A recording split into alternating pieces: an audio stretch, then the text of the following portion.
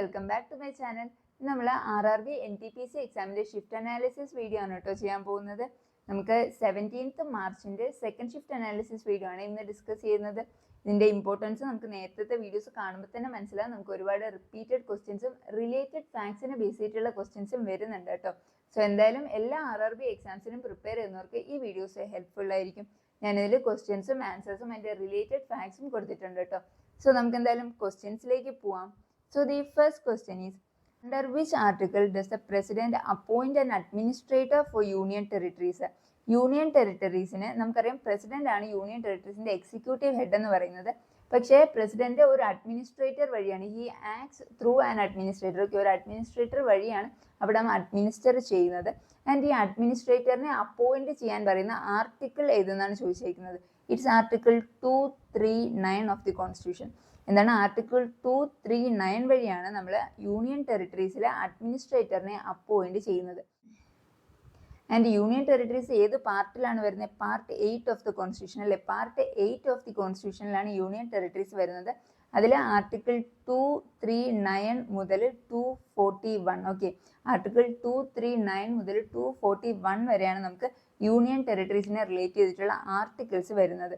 And also ഇതിൽ എടുത്തു പറയാനുള്ളൊരു കാര്യം എന്ന് വെച്ച് കഴിഞ്ഞാൽ നമ്മുടെ ഡൽഹി ആൻഡ് പോണ്ടിച്ചേരി, എവിടേക്കാണ് ഡൽഹി പോണ്ടിച്ചേരി പോലുള്ള യൂണിയൻ ടെറിട്ടറീസിന് സെപ്പറേറ്റ് ലെജിസ്ലേറ്റീവ് അസംബ്ലീസ് വരുന്നുണ്ട് കേട്ടോ. കാര്യം അവർക്കൊരു സ്പെഷ്യൽ സ്റ്റാറ്റസ് ഗ്രാൻഡ് ചെയ്ത് കൊടുത്തിട്ടുണ്ട്. ആൻഡ് ഇത് കഴിഞ്ഞ ദിവസത്തെ ക്വസ്റ്റ്യനിൽ ചോദിച്ചതുമാണ്. നമുക്ക് സ്പെഷ്യൽ സ്റ്റാറ്റസ് കൊടുക്കുന്നുണ്ട്. അത് ഏതൊക്കെ ആർട്ടിക്കിളാണ് നോക്കിയേ. ആക്ച്വലി ഡൽഹിക്ക് അങ്ങനെ ഒരു സ്പെഷ്യൽ സ്റ്റാറ്റസ് കൊടുക്കുന്ന article is article 239AA. Okay, 239AA വഴിയാണ് ഡൽഹിക്ക് സ്പെഷ്യൽ സ്റ്റാറ്റസ് കൊടുക്കുന്നത്. അതുപോലെ പോണ്ടിച്ചേരിക്കാണെങ്കിൽ ആർട്ടിക്കിൾ 239A. പോണ്ടിച്ചേരിക്കാണ് ആർട്ടിക്കിൾ 239A വഴി അവർക്ക് സെപ്പറേറ്റ് ലെജിസ്ലേറ്റീവ് അസംബ്ലീസും അങ്ങനത്തെ സ്പെഷ്യൽ സ്റ്റാറ്റസ് കൊടുക്കുന്നുണ്ട്. നമുക്ക് നോക്കിയാൽ പ്രസിഡന്റിനെ പറ്റിയിട്ട് വരുന്ന ആർട്ടിക്കിൾസ് ഏതൊക്കെയാണ്? ഫ്രം ആർട്ടിക്കിൾ 52 to 62 അല്ലെ. ആർട്ടിക്കിൾ 52 to 62 നമ്മൾ പ്രസിഡന്റ് റിലേറ്റ് ചെയ്തിട്ടുള്ള കാര്യങ്ങളാണ് ഡിസ്കസ് ചെയ്യുന്നത്. അതിൽ പ്രസിഡന്റ് വേണം, is the head of the state എന്ന് പറയുന്നത് ആർട്ടിക്കിൾ 52-ലാണ്. ഓക്കെ, സോ എന്തായാലും നെക്സ്റ്റ് ക്വസ്റ്റ്യൻ നോക്കിയേ. Which of the following reasons is primarily responsible for increasing activities in tertiary sector of the economy? നമ്മൾ കഴിഞ്ഞ ക്ലാസ്സിൽ ഡിസ്കസ് ചെയ്തു അല്ലേ. ഈ എക്കോണമിയുടെ സെക്ടേഴ്സിനെ പറ്റിയിട്ട് ഒരുപാട് ക്വസ്റ്റ്യൻസ് വരുന്നുണ്ട്. സോ അത് മൂന്നും നമ്മൾ നോക്കിയതാണ്. ഒന്നുകൂടി നമുക്കിന്ന് നോക്കാം എന്തായാലും. ഓക്കെ, അപ്പോൾ ടെറിഷറി സെക്ടറിലെ ഇൻക്രീസിങ് ആക്ടിവിറ്റീസിന് കാരണം എന്ത് എന്നാണ് ചോദിച്ചിരിക്കുന്നത്. നമുക്കറിയാം ടെറിഷറി സെക്ടർ എന്ന് പറയുന്നത് എന്താണ്? സർവീസസ് പ്രൊവൈഡ് ചെയ്യുന്നത് അല്ലേ. സർവീസസ് പ്രൊവൈഡ് ചെയ്യുന്ന അല്ലെങ്കിൽ സർവീസ് സെക്ടർ എന്നാണ് ടെറിഷറി സെക്ടർ അറിയപ്പെടുന്നത്. അപ്പോൾ എന്തുകൊണ്ടായിരിക്കാം അവിടെ ഇൻക്രീസ് ആക്ടിവിറ്റീസ് ഉണ്ടാകുന്നത്? ലൈക്ക് നമുക്ക് അറിയാം എന്താണ് ബേസിക് സർവീസസ് ആയിട്ടുള്ള ഹോസ്പിറ്റൽ, എഡ്യൂക്കേഷൻ, ട്രാൻസ്പോർട്ട്, ഇതിൻ്റെയൊക്കെ ഡിമാൻഡ് ഇൻക്രീസ് ആയി അല്ലേ. നമുക്കിപ്പോൾ ഹോസ്പിറ്റൽസും എഡ്യൂക്കേഷൻ, ട്രാൻസ്പോർട്ട് ഇങ്ങനെയുള്ള സർവീസുകൾക്ക് നമ്മൾ ഡിമാൻഡ് ചെയ്യുന്നത് ഇൻക്രീസ് ആയി. ഇതുകൊണ്ടാണ് എന്ത് ടെറിഷറി സെക്ടറിൻ്റെ ആക്ടിവിറ്റീസ് ഇൻക്രീസ് ആവുന്നത്. ഓക്കെ, ഇതൊക്കെ ആക്ച്വലി നമ്മുടെ കോമൺ സെൻസ് വെച്ച് നമുക്ക് ജസ്റ്റ് ഒന്ന് തിങ്ക് ചെയ്ത് കഴിഞ്ഞാൽ നമുക്ക് ആ ഓപ്ഷൻസ് നിന്ന് പിക്ക് ചെയ്യാവുന്നതേ ഉള്ളൂ അല്ലേ. ഓക്കെ, സോ അതിൻ്റെ കുറച്ച് റിലേറ്റഡ് ഫാക്ട്സ് കൂടി ഒന്ന് നോക്കിയേക്കാം. നമ്മൾ നോക്കിയിട്ടുള്ളതാണ് already. Tertiary sector is also known as the service sector. And എന്തൊക്കെ സർവീസുകളാണ് ടെറിഷറി സെക്ടറിൽ വരുന്നത്? Education, health care, banking, transport, communication and tourism. ഇതെല്ലാം ഇങ്ങനത്തെ സർവീസുകൾ, communication, tourism, banking. Okay, banking ഒക്കെ വരുന്ന ഏതിലാണ്? സർവീസ് സെക്ടറിലാണ് അല്ലേ. ആൻഡ് ഓൾസോ ഇന്ത്യയുടെ GDP-യിൽ ഏറ്റവും കൂടുതൽ കോൺട്രിബ്യൂട്ട് ചെയ്യുന്നതും നമ്മുടെ ടെറിഷറി സെക്ടറാണ്. ഏറ്റവും കൂടുതൽ ഇന്ത്യയുടെ GDP-യിൽ കോൺട്രിബ്യൂട്ട് ചെയ്യുന്നത് ടെറിഷറി സെക്ടറാണ് കേട്ടോ. എന്നാൽ നമ്മുടെ വർക്കർ പോപ്പുലേഷൻ റേഷ്യോ നോക്കി, അതായത് ആൾക്കാർ കൂടുതൽ വർക്ക് ചെയ്യുന്നത് നമ്മുടെ പ്രൈമറി സെക്ടർ, അഗ്രികൾച്ചർ. പ്രൈമറിയിൽ ഏതൊക്കെയായിരുന്നു? അഗ്രികൾച്ചർ, ഫിഷിംഗ്, മൈനിങ്, ക്വാറിങ് ഒക്കെയാണ് പ്രൈമറി സെക്ടറിൽ വരുന്നത്. പ്രൈമറി സെക്ടറിലാണ് ആൾക്കാർ കൂടുതൽ വർക്ക് ചെയ്യുന്നത്. പക്ഷേ GDP-യിൽ കൂടുതൽ കോൺട്രിബ്യൂഷൻ വരുന്നത് എവിടെ നിന്നാണ്? സർവീസ് സെക്ടറിൽ നിന്നാണ്. ഓക്കെ, ആൻഡ് സെക്കൻഡറി സെക്ടർ എന്താണ്? സെക്കൻഡറി സെക്ടറിൽ നമ്മുടെ മാനുഫാക്ചറിങ് ഒക്കെയാണ് അല്ലേ. 3 സെക്ടേഴ്സാണ് എക്കോണമിക്ക് ഉള്ളത്: പ്രൈമറി, സെക്കൻഡറി ആൻഡ് ടെറിഷറി. ഇതിൽ സെക്കൻഡറി സെക്ടർ എന്താണ്? സെക്കൻഡറി സെക്ടറിലെ മാനുഫാക്ചറിങ് ഒക്കെ വരുന്നത് എവിടെയാണ്? സെക്കൻഡറി സെക്ടറിലാണ്. Okay, so the next question നോക്കിയേ. Wheat belongs to which category of crops? ഏത് കാറ്റഗറി ഓഫ് ക്രോപ്സിലാണ് വീറ്റ് വരുന്നത്? നമുക്കറിയാം വീറ്റ് വരുന്നത് റാബിയിലാണ് അല്ലേ. റാബിയിലാണ് വീറ്റ് വരുന്നത്. നമുക്ക് കുറച്ച് റാബി ക്രോപ്സ് കൂടി നോക്കി വയ്ക്കാം. വീറ്റ്, ബാർലി, മസ്റ്റർഡ്, പീസ് ഇതൊക്കെ വരുന്ന എവിടെയാണ്? റാബി ക്രോപ്സ് ആണല്ലേ, റാബി ക്രോപ്സ്. ഓക്കെ, ഇത് നമുക്ക് മിക്കവാറും ഒക്കെ ചോദിക്കാറുണ്ട് അല്ലേ, ഒരു ഇതേപോലെ തന്നെ ഒരു എക്സാമ്പിൾ തന്നിട്ട് അത് ഏത് കാറ്റഗറി ഓഫ് ക്രോപ്പിൽ ബിലോങ് ചെയ്യുകയെന്ന് ചോദിക്കും. സോ അത് നോക്കി വെക്കണം കേട്ടോ. റാബി ക്രോപ്സിൽ വരുന്നതാണ് വീറ്റ്, ബാർലി, മസ്റ്റാർഡ്, പീസ് ഇതൊക്കെ വരുന്നത് റാബി ക്രോപ്സിലാണ്. ഇനി നോക്കിയാൽ ഖാരിഫ് ക്രോപ്സിൽ വരുന്നത്, ഖാരിഫിലാണ് റൈസ് വരുന്നത് കേട്ടോ. റൈസും മെയ്സും എപ്പോഴും ചോദിക്കാറുള്ളതാണ്. റൈസും മെയ്സും വരുന്നത് ഖാരിഫ് ക്രോപ്പിലാണ്. ദെൻ നോക്കിയേ കോട്ടൺ, സോയാബീൻ ഇതൊക്കെ വരുന്നത് എവിടെയാണ്? ഖാരിഫ് ക്രോപ്പിലാണ്, ഖാരിഫ്. ദെൻ സൈദ് ക്രോപ്പ് ഉണ്ട്. ഓക്കെ, സെയ്ദ് ക്രോപ്പിലാണ് നമ്മുടെ water melon, musk melon, cucumber, fodder crops ഇങ്ങനെയൊക്കെയുള്ള കാര്യങ്ങളൊക്കെ വരുന്നതില്ല സെയ്ദ് ക്രോപ്സിലാണ് അല്ലേ. വാട്ടർ മെലൺ, മസ്ക് മെലൺ ഒക്കെ സെയ്ദ് ക്രോപ്സിലാണ്. Then cash crops, cash crops നമുക്കറിയാം ഇതിനെ കൊമേഴ്ഷ്യൽ യൂസിന് വേണ്ടിയിട്ടുള്ള അല്ലെ, പ്രോഫിറ്റിന് വേണ്ടിയിട്ട് അല്ലെങ്കിൽ കൊമേഴ്ഷ്യൽ യൂസിന് വേണ്ടിയിട്ട് ഉണ്ടാക്കുന്ന ക്രോപ്സ് ആണ് ക്യാഷ് ക്രോപ്സ് എന്ന് പറയുന്നത്. അതിലേതൊക്കെയാണ് അപ്പോൾ വരിക? Cotton, sugar cane, tea, coffee ഇതെല്ലാം എന്താണ്? ക്യാഷ് ക്രോപ്സ് ആണ് അല്ലേ. കോഫി, ടീ ഇതൊക്കെ ക്യാഷ് ക്രോപ്സ് ആണ്. ഓക്കെ, അപ്പോൾ ഇത് എന്തായാലും ഒന്ന് ജസ്റ്റ് ഒന്ന് എല്ലാം ഒന്ന് നോക്കി വെച്ചേക്കിട്ട് നമുക്ക് മിക്കവാറും അത് ചോദിക്കാറുള്ളതാണ്. ഓക്കെ, സോ നമുക്ക് നെക്സ്റ്റ് ക്വസ്റ്റ്യൻ നോക്കാം. Under which year was the right to information act enacted in India? RTI act എന്ന് പറയുമ്പോൾ തന്നെ നമുക്കറിയാം 2005 അല്ലേ. RTI right to information act, RTI act of 2005 RTI act ഇന്ത്യയിൽ എനാക്ട് ചെയ്യുന്നത്. ആൻഡ് ഇത് റീപ്ലേസ് ചെയ്തത് freedom of information act 2002 freedom of information ആക്ടിനെ റീപ്ലേസ് ചെയ്തുകൊണ്ടാണ് right to information act of 2005 പാസ്സാകുന്നത്. എന്താണ്? ഫ്രീഡം ഓഫ് ഇൻഫർമേഷൻ ആക്ടിനെയാണ് റീപ്ലേസ് ചെയ്യുന്നത്. ആൻഡ് ഈ RTI പ്രകാരം എന്താ നമ്മുടെ 30 ഡേയ്സിനുള്ളിൽ നമ്മൾ ഒരു ഇൻഫർമേഷൻ നമ്മൾ ആവശ്യപ്പെട്ട് കഴിഞ്ഞാൽ 30 ഡേയ്സിനുള്ളിൽ നമുക്ക് ആ ഇൻഫർമേഷൻ പ്രൊവൈഡ് ചെയ്യണം എന്നാണ് RTI ആക്ട് പ്രകാരം പറയുന്നത്. എത്ര? 30 days. Okay, so the next question നോക്കിയേ. Who won the player of the match award in the 2025 ICC women's world cup final? Women's world cup ഫൈനലിൽ ആരാണ് പ്ലെയർ ഓഫ് ദി മാച്ച്? ആരായിരുന്നു? It was Shefali Varma അല്ലേ. Player of the match ആയിരുന്നു ഷെഫാലി വർമ്മയായിരുന്നു player of the match. And India South ആഫ്രിക്കയാണല്ലേ ഫൈനലിൽ India defeat ചെയ്യുന്നത്. India ആയിരുന്നു ജയിച്ചത് അല്ലേ. ഇന്ത്യ ഡിഫീറ്റ് ചെയ്തത് സൗത്ത് ആഫ്രിക്ക ആയിരുന്നു. And in which year was the ആത്മീയ സഭ എസ്റ്റാബ്ലിഷ്ഡ്? ആത്മീയ സഭ ആരായിരുന്നു? രാജാറാം മോഹൻ റോയ് ആണല്ലേ. രാജാറാം മോഹൻ റോയ് ആണ് ആത്മീയ സഭ എസ്റ്റാബ്ലിഷ് ചെയ്യുന്നത്. അത് ഏത് ഇയറിലായിരുന്നു? 1815. ആക്ച്വലി 1814 to 15 ഇങ്ങനെയാണ് കേട്ടോ. അല്ലെങ്കിൽ 1815. ഓക്കെ, ഏത് ഇയറിലായിരുന്നു ആത്മീയ സഭ എസ്റ്റാബ്ലിഷ് ചെയ്യുന്നത്? 1815. And it was founded by Raja Ram Mohan Roy. കൽക്കത്തയിലെ രാജാ റാം മോഹൻ റോയ് ആണ് ഇത് ഫൗണ്ട് ചെയ്യുന്നത്. അതുപോലെ തന്നെ രാജാ റാം മോഹൻ റോയ് ഫൗണ്ട് ചെയ്ത മറ്റൊരു സമാജമാണ് നമുക്ക് ഫേമസ് ആയിട്ടുള്ള ഇത് ബ്രഹ്മ സമാജ് അല്ലേ. ബ്രഹ്മ സമാജ് 1828 ബ്രഹ്മ സമാജ് രാജാറാം മോഹൻ റോയ് ഫൗണ്ട് ചെയ്യുന്നത്. ഓക്കെ, നമുക്ക് Rajaram Mohan Roy is known as a father of Indian renaissance അല്ലേ. ഫാദർ ഓഫ് ഇന്ത്യൻ റിനൈസൻസ് ആരാണ്? Indian renaissance it's Rajaram Mohan Roy ആണ് the father of Indian renaissance എന്ന് പറയുന്നത്. ആൻഡ് രാജാറാം മോഹൻ റോയുടെ ഒരു 2-3 ബുക്സ് ഒന്ന് നോക്കി വെച്ചേക്കട്ടോ. ഏതൊക്കെയാന്ന് നോക്കിയേ. Gift to monotheism, gift to monotheism. Actually Rajaram Mohan Roy ഈ ഒരു ആത്മീയ സഭ അല്ലെങ്കിൽ ബ്രഹ്മ സമാജം ഒക്കെ ഫൗണ്ട് ചെയ്യുമ്പോൾ അതിന് പിന്നിലുണ്ടായിരുന്ന നമ്മുടെ ഉദ്ദേശം എന്ന് പറയുന്നത് ടു പ്രൊമോട്ട് മോണോത്തിസം. പിന്നെ ഐഡൽ വർഷിപ്പ് പ്രൊഹിബിറ്റ് ചെയ്യുകയായിരുന്നു അതിൻ്റെ എയിംസ് എന്ന് പറയുന്നത്. അപ്പോൾ ഗിഫ്റ്റ് ടു മോണോത്തിസം എഴുതിയത് ആരാണ്? രാജാറാം മോഹൻ റോയ് ആണ് അല്ലേ. ആൻഡ് രാജാറാം മോഹൻ റോയുടെ ഒരു ന്യൂസ് പേപ്പർ ഉണ്ട്. ഏതാണെന്ന് നോക്കിയാൽ Sambad Kaumudi. Sambad Kaumudi ആരുടെയാണ്?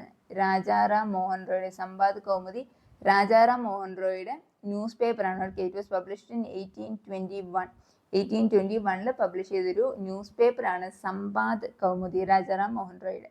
Okay, so the next question നോക്കിയേ.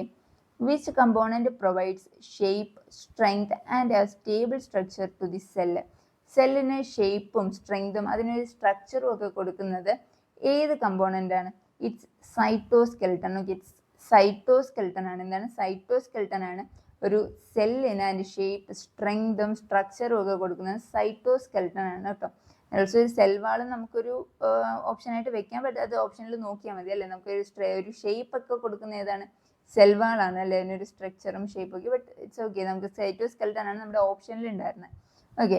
ആൻഡ് ഓൾസോ ഈ സൈറ്റോസ്കെൽട്ടൺ ആണ് transport of materials inside the cell, സെല്ലിൻ്റെ അകത്ത് എന്താ സെൽ മൂവ്മെന്റ്സ് അല്ലെങ്കിൽ അതിൻ്റെ മെറ്റീരിയൽസിൻ്റെ ട്രാൻസ്പോർട്ടിനെല്ലാം ഹെൽപ്പ് ചെയ്യുന്നത് ഏതാണ്? സൈറ്റോസ്കെൽട്ടൺ ആണ് അല്ലേ. എന്താണ്?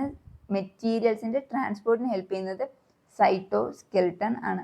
ഓക്കെ. സോ നെക്സ്റ്റ് നോക്കിയേ, which structure is known as the control centre of the cell? Nucleus ആണല്ലേ. ന്യൂക്ലിയസ് ആണ് ദ കൺട്രോൾ സെൻറ്റർ ഒരു സെല്ലിൻ്റെ. ഇത് ഞാൻ റിലേറ്റഡ് ഫാക്ട്സ് കൊടുക്കുന്നതാണ് കേട്ടോ. കൺട്രോൾ സെൻറ്റർ എന്ന് പറയുന്നത് ഏതാണ്? ന്യൂക്ലിയസ് ആണ്. ന്യൂക്ലിയസ് ആണ്. അതുപോലെ powerhouse of the cell mitochondria. ഇത് എപ്പോഴും അറിയാം അല്ലേ. Powerhouse of the cell ഏതാണ്? മൈറ്റോകോൺട്രിയ ആണ്. ആൻഡ് ഈ മൈറ്റോകോൺട്രിയ ആണ് എനർജി പ്രൊഡ്യൂസ് ചെയ്യുന്നത് in the form of ATP. Okay, ATP ഫോമിലാണ് എനർജി മൈറ്റോകോൺട്രിയ പ്രൊഡ്യൂസ് ചെയ്യുന്നത്. And it is known as a powerhouse of the cell. Then protein സിന്തസിസിന് ഏത് ഓർഗനലാണ് ഹെൽപ്പ് ചെയ്യുന്നത്? Protein synthesis it's ribosome. Protein synthesis വരുമ്പോൾ അത് ribosome ആണ് കേട്ടോ. And it is called the protein factory. Protein factory എന്ന് വിളിക്കുന്നതാണ് ഇത് റൈബോസോം. ഓക്കെ, അപ്പോൾ പ്രോട്ടീൻ സിന്തസിസുമായിട്ട് റിലേറ്റ് ചെയ്തിട്ടുള്ള ഏതാണ്? റൈബോസോം ആണ്. ഓക്കെ. സോ നെക്സ്റ്റ് ക്വസ്റ്റ്യൻ നോക്കിയേ, വെൻ വാസ് ദ പ്രധാനമന്ത്രി മത്സ്യ സമ്പാദ യോജന? പ്രധാനമന്ത്രിയുടെ മത്സ്യ സമ്പാദ യോജന ഫോർമലി ലോഞ്ച് ചെയ്തത് 10th സെപ്റ്റംബർ ഓഫ് 2020. 2020യുടെ 10th സെപ്റ്റംബറിനാണ് പ്രധാനമന്ത്രിയുടെ മത്സ്യ സമ്പാദ യോജന. മത്സ്യസമ്പാദം നമുക്ക് കേൾക്കുമ്പോൾ തന്നെ അറിയാലോ എന്താണ്? ഫിഷറീസുമായിട്ട് അല്ലേ, ഫിഷറീസുമായിട്ട് റിലേറ്റ് ചെയ്തിട്ടുള്ളതാണ് Matsya Sampada Yojana. 10th September of 2020ലാണ് ലോഞ്ച് ചെയ്യുന്നത്. ആരാണ്? നമ്മുടെ നരേന്ദ്രമോദി. നമ്മുടെ PM ആയിട്ടുള്ള നരേന്ദ്രമോദിയാണ് ഇത് ലോഞ്ച് ചെയ്യുന്നത്. And also this scheme aims to boost fisheries sector in India അല്ലേ. ഫിഷറീസ് സെക്ടർ നമുക്ക് കേൾക്കുമ്പോൾ തന്നെ അറിയില്ലേ, Matsya Sampada Yojana. It is related to the blue revolution അല്ലേ. ബ്ലൂ റെവല്യൂഷൻ എന്താണ് നമുക്കറിയാം? ഫിഷിംഗ് ഫിഷറി സെക്ടറിന്റെ ഗ്രോത്ത് ആണ് ഇത് ബ്ലൂ റെവല്യൂഷനിൽ ഉദ്ദേശിക്കുന്നത്. And it was initiated. എപ്പോഴായിരുന്നു ബ്ലൂ റെവല്യൂഷൻ ഇനിഷ്യേറ്റ് ചെയ്തത്? ഏത് പ്ലാനിലായിരുന്നു? 7th 5-year പ്ലാനിലാണ് കേട്ടോ. 7th 5-year പ്ലാനിലായിരുന്നു ബ്ലൂ റെവല്യൂഷൻ നമ്മൾ ഇനിഷ്യേറ്റ് ചെയ്യുന്നത്, 7th 5-year പ്ലാനിൽ. And who is known as the father of blue revolution? It's Hiralal Chaudhary. ആരാണ്? ഹീരാലാൽ ചൗധരിയാണ്. ഹീരാലാൽ ചൗധരിയാണ് the father of blue revolution എന്നറിയപ്പെടുന്നത്. ഓക്കെ. സോ നെക്സ്റ്റ് ക്വസ്റ്റ്യൻ നോക്കിയേ, the famous Kailasanatha temple of Kanchipuram is primarily build with which material? Okay, which material എന്നാണ് question. നമുക്ക് മിക്കവാറും അത് ഏത് സ്റ്റൈൽ ഓഫ് ആർക്കിടെക്ചർ എന്ന് ചോദിക്കാറുണ്ട്. അങ്ങനെ വെച്ചാൽ ഇത് ദ്രവീഡിയൻ സ്റ്റൈൽ ഓഫ് ആർക്കിടെക്ചർ ആണ് അല്ലേ. നമുക്കറിയാം സൗത്തിലോട്ട് എസ്പെഷ്യലി തമിഴ്നാട്ടിലുള്ള മിക്ക ടെമ്പിൾസും എന്താണ്? ദ്രവീഡിയൻ സ്റ്റൈൽ ഓഫ് ആർക്കിടെക്ചറിനെ ബേസ് ചെയ്തിട്ടുള്ളതാണ്. അപ്പോൾ ഇത് ഏത് മെറ്റീരിയൽ ആണെന്നാണ് ഇപ്പോഴത്തെ ക്വസ്റ്റ്യൻ. It's sand stone. ഏത് മെറ്റീരിയലാണ്? സാൻഡ് സ്റ്റോൺ മെറ്റീരിയൽ വെച്ചിട്ടാണ് Kailasanatha temple of Kanchipuram build ചെയ്തേക്കുന്നത്. സാൻഡ് സ്റ്റോൺ മെറ്റീരിയൽ വെച്ചിട്ടാണ്. എന്ന് നോക്കിയാൽ ഈ Kanchipuram is also known as the city of 1000 temples. Okay, city of 1000 temples ഏതാണ്? കാഞ്ചീപുരമാണ് അല്ലേ. സിറ്റി ഓഫ് 1000 ടെമ്പിൾസ് കാഞ്ചീപുരമാണ്. ആൻഡ് ഇത് നമ്മുടെ ഹിന്ദു മിത്തോളജി പ്രകാരമുള്ള സപ്തപുരി വിച്ച് ഈസ് ഒരു 7 സേക്രഡ് സിറ്റീസ് ആണ് ഇവിടെ ഈ സപ്തപുരിയിൽ വരുന്നത്. അതിൽ ഒരു സിറ്റി കൂടിയാണ് ഇത് കാഞ്ചീപുരം എന്ന് പറയുന്നത്. ഓക്കെ. സോ നെക്സ്റ്റ് ക്വസ്റ്റ്യൻ നോക്കി, primary reason for the failure of Ghadar party during first world war. Okay, first world വാറിന്റെ ടൈമിൽ നമ്മുടെ ഗഡാർ പാർട്ടി ഒരു നേഷൻ വൈൽഡ് റിവോൾട്ട് അവർ പ്ലാൻ ചെയ്യുന്നുണ്ടായിരുന്നു ആ ഫസ്റ്റ് വേൾഡ് വാറിന്റെ ടൈമിലായിട്ട്. പക്ഷെ അത് കംപ്ലീറ്റ്ലി ഫെയിലിയർ ആയി. അങ്ങനെ ഗഡാർ പാർട്ടിയുടെ ഒരു ഫെയിലിയർ തന്നെ ഉണ്ടായി. അത് എങ്ങനെയാണ്? അതിൻ്റെ മെയിൻ പ്രൈമറി റീസൺ ആണ് ചോദിച്ചിരിക്കുന്നത്. ദ പ്രൈമറി റീസൺ എന്ന് പറയുന്നത് lack of leadership. Okay, lack of leadership and proper coordination. Okay, lack of leadership and proper കോർഡിനേഷനും premature exposure of revolt plan. അതായത് നമ്മുടെ നമ്മളിങ്ങനെ ഒരു നേഷൻ വൈൽഡ് റിവോൾട്ട് നടത്താൻ പോകുന്നു എന്നതിൻ്റെ പ്ലാന് നേരത്തെ ലീക്കായി. ഓക്കെ, ലീക്കായി. അത് ത്രൂ ബ്രിട്ടീഷ് ഇൻഫിൽട്രേഷൻ കാര്യമാണ്. അതായത് ബ്രിട്ടീഷിലെ കുറച്ച് സ്പൈസ്, ഇവിടെ നിന്ന് കുറച്ച് ആൾക്കാർ സ്പൈ ചെയ്തിട്ടാണ് നമ്മളുടെ ഈ ഒരു റിവോൾട്ട് പ്ലാന് ലീക്ക് ആവുകയുണ്ടായി. അങ്ങനെയാണ് എന്ത് പറ്റുന്നത്? ഗഡാർ പാർട്ടിയുടെ ഫെയിലുവർ ഫസ്റ്റ് വേൾഡ് വാറിൻ്റെ ടൈമിൽ അവരുടെ ഒരു റിവോൾട്ടും കംപ്ലീറ്റ്ലി ഫെയിലുവർ സംഭവിക്കുന്നത് ഈ രണ്ട് കാരണങ്ങൾ, ലാക്ക് ഓഫ് ലീഡർഷിപ്പും അതുപോലെ തന്നെ അവരുടെ റിവോൾട്ട് പ്ലാന് ലീക്കായതുമാണ്. ഓക്കെ, എന്ന് നോക്കിയേ ഗഡാർ പാർട്ടീനെ പറ്റിയിട്ടൊന്ന് നോക്കി. ഗഡാർ പാർട്ടി ഫൗണ്ട് ചെയ്ത ഇയർ ഏതാണ്? ഗഡാർ പാർട്ടി ഫൗണ്ട് ചെയ്ത് വെച്ച് 1913. ഓക്കെ, ഏത് ഇയറിലാണ്? 1930 സാൻ ഫ്രാൻസിസ്കോ, യു എസ് എയിലെ സാൻ ഫ്രാൻസിസ്കോയിലാണ് സാൻ ഫ്രാൻസിസ്കോയിലാണ് നമ്മുടെ ഗഡാർ പാർട്ടി ഫൗണ്ട് ചെയ്യുന്നത്. ആൻഡ് അതിൽ ഫൗണ്ട് ചെയ്യുന്ന മെയിൻ ലീഡേഴ്സ് ആയിരിക്കാമെന്ന് നോക്കിയേ. ലാല ഹർദയാല്, സോഹൻ സിംഗ് ബക്ന, കർത്താർ സിംഗ് സാരഭായ്, ഇവരൊക്കെയായിരുന്നു ദ മെയിൻ ഫൗണ്ടിങ് ലീഡേഴ്സ് എന്ന് പറയുന്നത്. ആൻഡ് ഓൾസോ ഗഡാർ പാർട്ടിയുടെ first president was Sohan Singh Bakna. Okay, Sohan Singh ബക്നയാണ് the first president of Ghadar party എന്ന് പറയുന്നത്. Okay, so the next question നോക്കിയേ. SIDBI was established in which year? ഏത് ഇയറിലാണ് സിഡ്ബി? സിഡ്ബി എന്താണ്? Small Industries Development Bank of India. Okay, Small Industries Development Bank of India ആണ് SIDBI. അത് establish ചെയ്ത year ആണ് ചോദിച്ചിരിക്കുന്നത്. ഏത് ഇയറാണ്? 1990. ഏത് ഇയറിലാണ്? 1990ലാണ് സിഡ്ബി ബാങ്ക് എസ്റ്റാബ്ലിഷ് ചെയ്യുന്നത്. ഓൺ 2nd April of 1990ക്കാണ് ഇത് എസ്റ്റാബ്ലിഷ്ഡ് ആവുന്നത്. എവിടെയായിരുന്നു ഹെഡ് ക്വാർട്ടേഴ്സ്? യു പി അല്ലേ, ലക്നൗ. യു പിയിലെ ലക്നൌവിലാണ് ഇതിന്റെ ഹെഡ് ക്വാർട്ടേഴ്സ് വരുന്നത്. ഏത് ബാങ്കിന്റെ? സിഡ്ബി ബാങ്കിന്റെ ഹെഡ് ക്വാർട്ടേഴ്സ് വരുന്നത് യു പിയിലെ ലക്നൌവിലാണ്. ഓക്കെ, സോ അതിന്റെ കുറച്ച് റിലേറ്റഡ് ആയിട്ടാണ് ഞാൻ കുറച്ച് ക്വസ്റ്റ്യൻസ് കൊടുത്തേക്കുന്നത്. ഫസ്റ്റ് വൺ നോക്കി, നമ്മുടെ സെൻട്രൽ ബാങ്ക് അല്ലെങ്കിൽ ബാങ്കർ ഓഫ് ബാങ്ക്സ് എന്ന് പറയുന്നത് ഏതാണ്? ബാങ്കർ ഓഫ് ബാങ്ക്സ് അല്ലെങ്കിൽ സെൻട്രൽ ബാങ്ക് നമ്മുടെ ഏതാണ്? It's Reserve Bank of India ആണ്. ഇത് എസ്റ്റാബ്ലിഷ് ചെയ്തത് ഏത് ഇയറിലായിരുന്നു? 1935 അല്ലേ. ഫസ്റ്റ് ഏപ്രിൽ ഓഫ് 1935ലാണ് RBI എസ്റ്റാബ്ലിഷ് ചെയ്യുന്നത്. ആൻഡ് നാഷണലൈസേഷൻ നടക്കുന്നത് 1949ലാണ് കേട്ടോ. നാഷണലൈസേഷൻ നടക്കുന്നത് 1949ലാണ്. ഇതിന്റെ ഹെഡ് ക്വാർട്ടേഴ്സ് എവിടെ വരുന്നത്? നമ്മുടെ സെൻട്രൽ ബാങ്കിന്റെ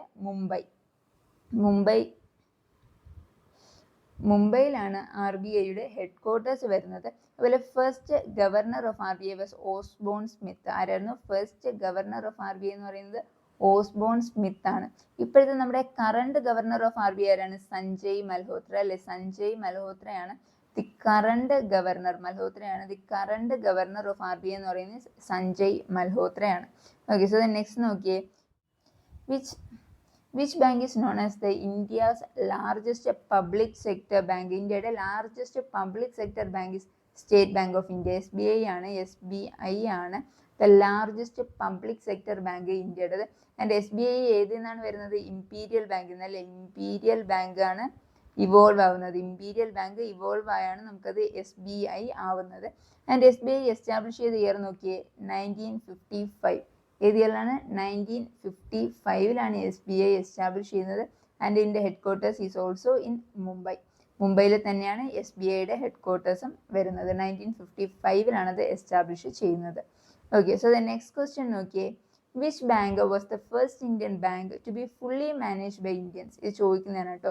ഫുള്ളി ഇന്ത്യൻസ് മാനേജ് ചെയ്ത the first bank in India was Punjab National bank. Okay, Lala Lajpat Rai ആണ്. ആരാണ്? ലാല ലജ്പത് റായ് ആണ്. ലാല ലജ്പത് റായ് ആണ് ഈ ബാങ്ക് ഫൗണ്ട് ചെയ്യുന്നത്. Okay, Punjab National Bank. And Punjab National Bank ആണ് ഇന്ത്യയിലെ the first fully managed by Indians ആയിട്ടുള്ള ഒരു ബാങ്ക്. ഏതാണ്? പഞ്ചാബ് നാഷണൽ ബാങ്ക് ആണ്. ഇയർ നോക്കി 1894ലാണ് Lala Lajpat Rai Punjab National Bank found ചെയ്യുന്നത്. ആൻഡ് ഇതിന്റെ headquarters is in New Delhi. Headquarters എവിടെയാണ് വരുന്നത്? ന്യൂഡൽഹിയിലാണ് ഹെഡ് ക്വാർട്ടേഴ്സ് വരുന്നത്. Okay, so the next question നോക്കിയേ. Which commission was organised to unite the world towards sustainable development? Yes, ഇത് ഇമ്പോർട്ടൻ്റ് ആട്ടോ. സസ്റ്റൈനബിൾ ഡെവലപ്മെന്റിലേക്ക് നമ്മുടെ വേൾഡിനെ യുണൈറ്റ് ചെയ്യാനായിട്ട് ഒരു കമ്മീഷൻ നമ്മൾ ഓർഗനൈസ് ചെയ്തിരുന്നു. ഏതാണ് ആ കമ്മീഷൻ എന്നാണ്? It's WCED. ഏതാണ്? World Commission on Environment and development. World Commission on Environment and Development ആണ് നമ്മുടെ സസ്റ്റൈനബിൾ ഡെവലപ്മെന്റിന് വേണ്ടിയിട്ട് നമ്മൾ ഓർഗനൈസ് ചെയ്തൊരു കമ്മീഷൻ എന്ന് പറയുന്നത്. ആൻഡ് ഈ commission is also known as Brundtland Commission. Okay, ഇതായിരുന്നു നമ്മുടെ ഓപ്ഷനിൽ ഉണ്ടായിരുന്നത്. ബ്രണ്ട് ലാൻഡ് കമ്മീഷൻ എന്നറിയപ്പെടുന്നത് ഏതാണ്? World Commission on Environment and Development ആണ് ബ്രണ്ട് ലാൻഡ് കമ്മീഷൻ. അതെന്തുകൊണ്ടാണ് ബ്രണ്ട് ലാൻഡ് കമ്മീഷൻ എന്നറിയപ്പെടുന്നത്? അതിന്റെ ചെയർപേഴ്സൺ ആരാണ്? Gro Harlem Brundtland. ആരാണ്? ഗ്രോ ഹാർലം ബ്രണ്ട് ലാൻഡ് ആണ്. ഗ്രോ ഹാർലം ബ്രണ്ട് ലാൻഡ് ആണ് ഈ ബ്രണ്ട് ലാൻഡ് കമ്മീഷൻ അല്ലെങ്കിൽ World Commission on Environment and Development chairperson എന്ന് പറയുന്നത്. ഇത് ഏത് ഇയറിലായിരുന്നു? 1983 UN ആണ് കേട്ടോ എസ്റ്റാബ്ലിഷ് ചെയ്യുന്നത്. 1983 UN ആണ് ഈ ഒരു കമ്മീഷൻ എസ്റ്റാബ്ലിഷ് ചെയ്യുന്നത്. ആൻഡ് ഓൾസോ ഈ കമ്മീഷൻ്റെ ഒരു famous definition about sustainable development ഉണ്ട്. ഇത് ആക്ച്വലി ഇമ്പോർട്ടൻ്റ് ആണ് കേട്ടോ. ഒന്ന് നോക്കുക, ഭയങ്കര ഒരു ഫേമസ് ആയിട്ടുള്ള ഒരു ഡെഫിനിഷൻ ആണ് സസ്റ്റൈനബിൾ ഡെവലപ്മെന്റിനെ പറ്റിയിട്ട്. അത് അവരവരുടെ റിപ്പോർട്ടായിട്ടുള്ള അവർ കോമൺ ഫ്യൂച്ചർ എന്നുള്ള ഒരു റിപ്പോർട്ടിലായിരുന്നു ഈ ഒരു ഡെഫിനിഷൻ അബൌട്ട് സസ്റ്റൈനബിൾ ഡെവലപ്മെന്റ് കൊടുത്തത്. അത് ഏതാണ് ആ ഡെഫിനിഷൻ എന്നൊന്ന് നോക്കി കേട്ടോ. Development that meets the needs of the present without compromising the ability of future generations to meet their own needs. ഇത് തന്നെയാണല്ലേ എന്താണ് സസ്റ്റൈനബിൾ ഡെവലപ്മെന്റ് ആക്ച്വലി ഒരു മീനിങ് തന്നെയാണത്. അതായത് ഇന്നത്തെ പ്രസന്റ് നീഡ്സ് നമ്മൾ മീറ്റ് ചെയ്യണം അല്ലേ, without compromising the ability of future ജനറേഷൻസിന്റെ എബിലിറ്റി നമ്മൾ എക്സ്പ്ലോയിറ്റ് അല്ല ചെയ്യാനുള്ളത്. നമ്മുടെ നീഡ്സ് നമ്മൾ മീറ്റ് ചെയ്യുക, പക്ഷെ നമ്മൾ എക്സ്പ്ലോയിറ്റ് ചെയ്യരുത്. നമ്മുടെ ഫ്യൂച്ചർ ജനറേഷൻസിനൂടി വേണ്ടി നമ്മൾ കരുതി വെക്കുക. ഓക്കെ, അതാണ് ഒരു ഫേമസ് ആയിട്ടുള്ള സസ്റ്റൈനബിൾ ഡെവലപ്മെന്റ് ഡെഫിനിഷൻ. അവർ കോമൺ ഫ്യൂച്ചർ എന്ന റിപ്പോർട്ടിലാണ് ബ്രൺലാൻഡ്സ് കമ്മീഷൻ ഈ ഒരു ഫേമസ് ഡെഫിനിഷൻ കൊടുക്കുന്നത്. Okay, so the next question നോക്കിയേ. In November 2025, the Gujarat government announced a historic relief package of how many crore rupees to provide relief for crop damage caused by unseasonal and excessive rainfall. ഇപ്പോൾ ഗുജറാത്തിൽ ഉണ്ടായ ഒരു വലിയൊരു crop ഡാമേജിനായിട്ട് Gujarat government announce ചെയ്ത ഒരു historic relief package. Okay, ഒരു relief പാക്കേജിൽ എത്ര കോടിയാണ് പറഞ്ഞത്?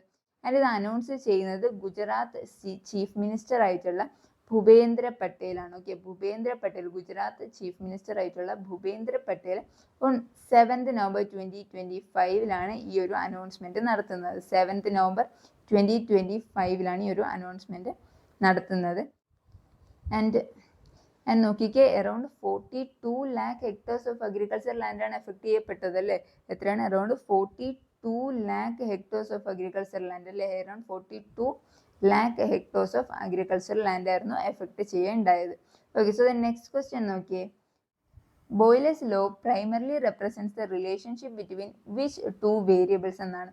നമുക്കറിയാം ബോയിലേഴ്സ് ലോ എന്താണ് പറയുന്നത്? വോളിയം കുറയുന്നതനുസരിച്ച് പ്രഷർ കൂടും അല്ലേ. വോളിയം കുറയുന്നതനുസരിച്ച് പ്രഷർ കൂടും എന്ന് പറയുന്നതാണ് ഏത്? ബോയിലേഴ്സ് ലോയിൽ. അപ്പോൾ ഏത് രണ്ട് വേരിയബിൾസ് ആണ് അതിൽ വരുന്നത്? പ്രഷറും അതുപോലെ തന്നെ വോളിയം. വോളിയം കുറയുന്നതനുസരിച്ച് പ്രഷർ കൂടും, അല്ലെങ്കിൽ വോളിയം കൂടുന്നതനുസരിച്ച് പ്രഷർ കുറയും. ഇതിനൊരു എക്സാമ്പിൾ ആണ് നമ്മുടെ സിറിഞ്ച് ഒക്കെ ഒരു എക്സാമ്പിൾ ആണ് കേട്ടോ. നമ്മുടെ സിറിഞ്ചിൽ നമ്മൾ ഇതിൽ വോളിയം കുറയ്ക്കുമ്പോഴാണ് അതിൻ്റെ അകത്ത് ആ ഒരു പ്രഷർ കൂടിയിട്ട് പുറത്തോട്ട് വരുന്നല്ലേ. അപ്പം വോളിയം കുറയുന്നതനുസരിച്ച്, ഒരു കാര്യത്തിൻ്റെ വോളിയം കുറയുന്നതനുസരിച്ച് അതിൻ്റെ പ്രഷർ കൂടും. ഓക്കെ, സോ ബോയിലേഴ്സ് ലോ ഇതെന്താന്ന് നോക്കിയാൽ Boyle's law states that for a fixed amount of gas at constant temperature, അത് നോക്കുള്ളൂ കേട്ടോ എപ്പോഴും. അറ്റ് കോൺസ്റ്റന്റ് ടെമ്പറേച്ചർ എന്നത് അതിൻ്റെ ഒരു മെയിൻ നീഡാണ് കേട്ടോ. ഇപ്പം pressure is inversely proportional to volume. വോളിയത്തിന് ഇൻവേഴ്സ്ലി പ്രൊപ്പോർഷണൽ ആയിട്ടാണ് പ്രഷർ പോകുന്നത് എന്നാണ് ഇത് ബോയിലേഴ്സ് ലോ സ്റ്റേറ്റ് ചെയ്യുന്നത്. And this law was given by Robert Boyle in 1662 Robert Boyle ഈ ഒരു ലോ പ്രപ്പോസ് ചെയ്യുന്നത്. ഓക്കെ, ദെൻ അതുമായിട്ട് റിലേറ്റ് ചെയ്തിട്ടുള്ള തന്നെ കുറച്ച് വേറെ ലോസ് കൂടി നമുക്ക് നോക്കാം. First one is Charles law. Charles ലോയിൽ എന്തിൻ്റെയൊക്കെ റിലേഷൻഷിപ്പാണ് പറയുന്നത് നോക്കിയാൽ വോളിയവും അതുപോലെ ടെമ്പറേച്ചറുമാണ് കേട്ടോ. ചാൾസ് ലോയിൽ ഏതൊക്കെ വേരിയബിൾസ് ആണ്? വോളിയത്തിൻ്റെയും ടെമ്പറേച്ചറിൻ്റെയാണ്. And it states that at constant pressure volume is directly proportional to temperature. ഇതിൽ volume directly proportional to temperature എന്നാണ് ഏതിൽ പറയുന്നത്? ചാൾസ് ലോയിൽ പറയുന്നത് volume is directly proportional to temperature എന്നാണ്. അതുപോലെ തന്നെ ഗെയ് ലൂസാക്സ് ലോയിൽ എന്താണ്? എന്തിൻ്റെ റിലേഷൻഷിപ്പാണ് കാണിക്കുന്നത്? പ്രഷറും ടെമ്പറേച്ചറും. ഗെയ് ലിക്കേഴ്സിൽ പ്രഷറും ടെമ്പറേച്ചറുമാണ് കാണിക്കുന്നത്. It states that at constant volume pressure is directly proportional to temperature. ടെമ്പറേച്ചറിന് ഡയറക്ട്ലി പ്രൊപ്പോർഷണൽ ആണ് പ്രഷർ എന്നാണ് ഗെയ് ലൂസാക്സ് ലോയിൽ പറയുന്നത്. ഓക്കെ, സോ ഇന്നത്തെ വീഡിയോ ഇവിടെ കഴിയുകയാണ്. ഞാൻ ഇനിയും ഷിഫ്റ്റ് അനാലിസിസ് വീഡിയോസ് ഇടുന്നതായിരിക്കും കേട്ടോ. RRB NTPC എക്സാമിൻ്റെ. എൻ്റെ ചാനൽ യൂസ്ഫുൾ ആയിട്ട് തോന്നുവാണെങ്കിൽ സബ്സ്ക്രൈബ് ചെയ്യുക, ലൈക്ക് ചെയ്യുക, കമൻറ്റ് ചെയ്യുക. Okay, thank you, by.